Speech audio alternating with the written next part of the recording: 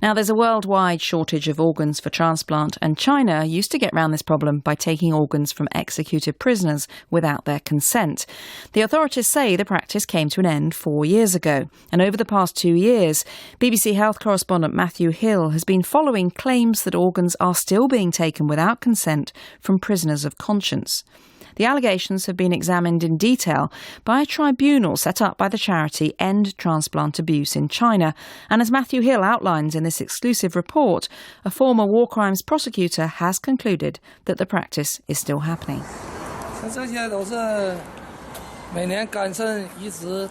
Yu Ming is a campaigner who went undercover last November into the waiting room of the General Hospital of Armed Police Forces in Beijing. The footage he filmed appears to show transplant patients in a busy waiting room admitting they'd only waited a few weeks to receive their organs.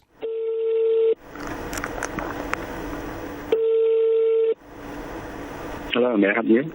Yes, it's Matthew. Hello. I'm just trying to get a better idea of how this all works and how much it's going to cost for the liver transplant. For what kind of problem? A liver transplant. I have cirrhosis of the liver. Cirrhosis? Yes. Oh, the liver. Right. It's maybe $100,000. $100,000, yes. And when I rang up a hospital in Guangzhou last year, I was also offered a liver at short notice. The suspicion is there's a roaring black market in organs. In other countries, it can take years to receive a suitable matching organ, but here it's only weeks. So where are they coming from? China admits it used to take organs from prisoners and claims it stopped the practice in 2015. A month after filming undercover, Yu Ming fled China to America. He believes organs are still being harvested from prisoners of conscience. Falun Gong is a spiritual movement based on meditation, regarded as an illegal sect by China. Over the past year, the tribunal has heard from over 50 witnesses and experts, including several former detainees like Yu Ming. He showed graphic photos of his badly tortured body to the tribunal. Several Falun Gong detainees told the tribunal of invasive and unwarranted medical tests. We were given X-ray in that very huge hospital.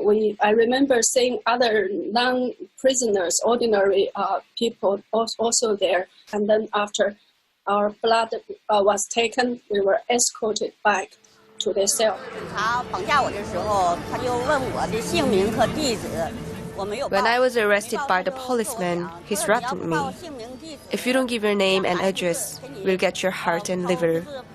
So they gave the test, and I saw several of those doctors discussing those test results. The blood was taken.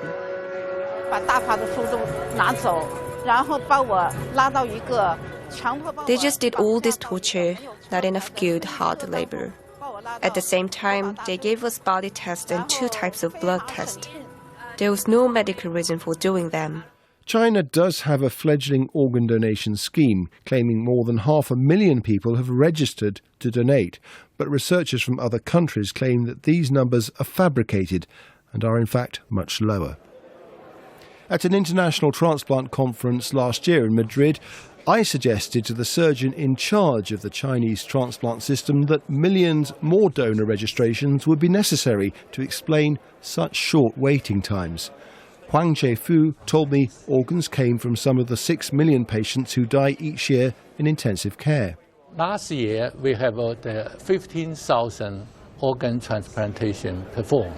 They estimate it's about at least 100,000 transplants. That's nonsense. I don't want to answer the questions because no. Well, how come I rang up? I was offered a liver very quickly. But from a hospital in China. How is that possible? I don't want to listen and answer the question somebody with some political agendas. Well, okay, you understand? There are 3 papers. Good morning, ladies and gentlemen. I'm about to deliver the judgment of the tribunal. The tribunal was initiated by the human rights charity End Transplant Abuse in China, or ETAC. In his conclusions, Sir Geoffrey Nice, who prosecuted Slobodan Milosevic in The Hague for war crimes, found the killings of detainees in China for organ transplants is continuing, and victims are primarily followers of the Falun Gong movement. Forced organ harvesting is sufficient to constitute an attack. The tribunal is further satisfied that such attacks are widespread or systematic. The tribunal is also satisfied beyond reasonable doubt that one or more of the following acts have been committed on the Falun Gong and the Uyghurs in the PRC: murder, extermination, imprisonment or other severe.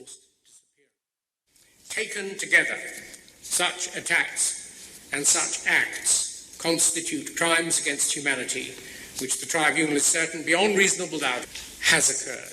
The tribunal have said they proved beyond reasonable doubt that a huge number of transplant operations are taking place, an estimated 90,000 a year.